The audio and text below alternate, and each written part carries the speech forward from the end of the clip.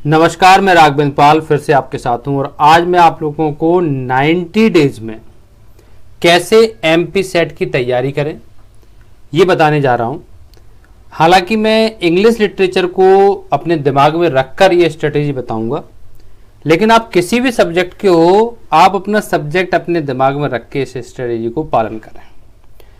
और आपने बहुत सारे वीडियो देखे होंगे 90 डेज प्रिपरेशन के, लेकिन ऐसा वीडियो नहीं देखा होगा, है ना। तो चलिए इंग्लिश लिटरेचर का मैं आपको बताता हूं कि कैसे 90 डेज में तैयारी करें। बिल्कुल सटीक रणनीति आपको दे रहा हूं।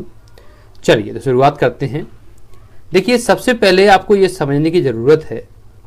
पहले मैं अपने शक्ल दिखा देता हूँ, नहीं तुम लोग कहोगे कि कहाँ से बोल रहे हैं। ये देखिए, अभी तक मैं इसलिए नहीं बोल रहा था क्योंकि मैं बड़ा नज़र आ रहा था ना, इसीलिए। देखिए, किसी भी अगर आपको एग्ज़ाम की तैयारी करनी है तो सबसे पहले तो आपका माइंडसेट अच्छा होना चाहिए। तैयारी करना है, करेंगे ऐसा नहीं होना चाहिए, करना है, जान देनी है, जान एकदम एकदम ताकत के साथ, है ना। तो असिस्टेंट प्रोफेसर इन 90 डेज, ये मैंने क्यों लिखा है? अगर आप एमपी सेट निकाल दोगे तो असिस्टेंट प्रोफेसर तो बनना ही है, क्योंकि अगर एमपी सेट निकालोगे तो आप एलिजिबल हो जाओगे, और एलिजिबल हो जाओगे तो उसके लिए भी तैयारी करना। आ जाना, फिर साथ में लड़ाई लड़ेंगे, है ना। तो देखिए, एमपी सेट आप कैसे निकालें 90 डेज में। सबसे पहले तो आपको अपना एग्जाम पैटर्न समझना है। Understand the exam pattern. मैंने कई लोगों को देखा है, बेचारे 2 नंबर से फेल हो गए हैं, 4 नंबर से फेल हो गए हैं, 10 नंबर से फेल हो गए हैं। क्वेश्चन की बात करें तो 1 क्वेश्चन, 2 क्वेश्चन, 5 क्वेश्चन से फेल हो रहे हैं। क्यों? क्योंकि उन्होंने अपने एग्जाम पैटर्न को नहीं समझा है। आप विश्वास करें, जिसने निकाला है और जिसने नहीं निकाला है उसमें इंटेलिजेंस का कोई फर्क नहीं है। बस उसने रणनीति सही अपनाई है जिसने निकाला है, और जिसने नहीं निकाला उसने रणनीति सही नहीं अपनाई है। बस ये अंतर रहा है ना। तो आपको एग्जाम पैटर्न को ढंग से समझना है। अपने एग्जाम पैटर्न को कैसे समझ सकते हो? आप PYQ देख सकते हो, पुराना पेपर देख सकते हो, एमपी सेट का कैसा लिया गया था, और एग्जाम पैटर्न को समझ सकते हो, है ना। उसके बाद आपको 3 फेज स्टडी प्लान बनाना है, 3 फेज का। कैसा? कॉन्सेप्ट बिल्डिंग, यानी कि अपने कॉन्सेप्ट को क्लियर करो, जो भी आपका सिलेबस है, राइट। प्रैक्टिस एंड रिवीजन, ये तो बहुत ही इंपॉर्टेंट चीज है, रिवीजन। मैं तो ये कह रहा हूं पूरा कोर्स भी कंप्लीट मत करो, लेकिन 70-80% जितना आप कोर्स कर रहे हैं उसको बार बार रिवाइज करो, बार बार रिवाइज करो, बार बार रिवाइज करो। एमपी सेट आपके हाथ में होगा 100% रिवीजन, राइट। और तीसरा इंपॉर्टेंट पॉइंट है कि मॉक टेस्ट लगाइए और टाइम मैनेजमेंट करिए। कई बार टाइम चला जाता है साहब, है ना। मैं भी ऐसे लोगों को जानता हूं जिनको बहुत नॉलेज है, लेकिन टाइम मैनेजमेंट की वजह से उनका पेपर नहीं निकल पा रहा, क्योंकि टाइम को मैनेज नहीं कर पा रहे हैं वो। समझ रहे हो कि नहीं? तो 3 फेज स्टडी प्लान ये बहुत इंपॉर्टेंट है साहब आपके लिए।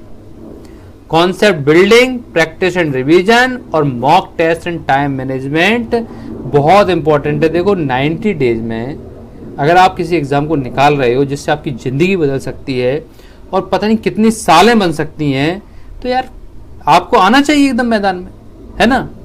और भी पॉइंट बताता हूं, लेकिन उससे पहले थोड़ा अपना प्रचार कर लेता हूं, क्योंकि हम तो ऑनलाइन टीचर तो यही चाहते हैं कि ज़्यादा से ज़्यादा स्टूडेंट हमसे जुड़े। बाकी आपकी इच्छा है जुड़ना ना जुड़ना। एमपी सेट के लिए, इंग्लिश लिटरेचर के लिए ये भाई साहब यानी कि मैं ने शुरुआत कर दी है, जिन्होंने नेट JRF क्वालिफाइड किया और PhD में स्कॉलर हूँ जीवाजी यूनिवर्सिटी ग्वालियर से। तो मैं आपको पढ़ाऊंगा और आपकी जो फीस रहेगी वो 3000 रहेगी। 2999 में आपको एमपी सेट दिलाने की पूरी कोशिश करूंगा। देखो, पढ़ना आपको ही पड़ेगा, है ना।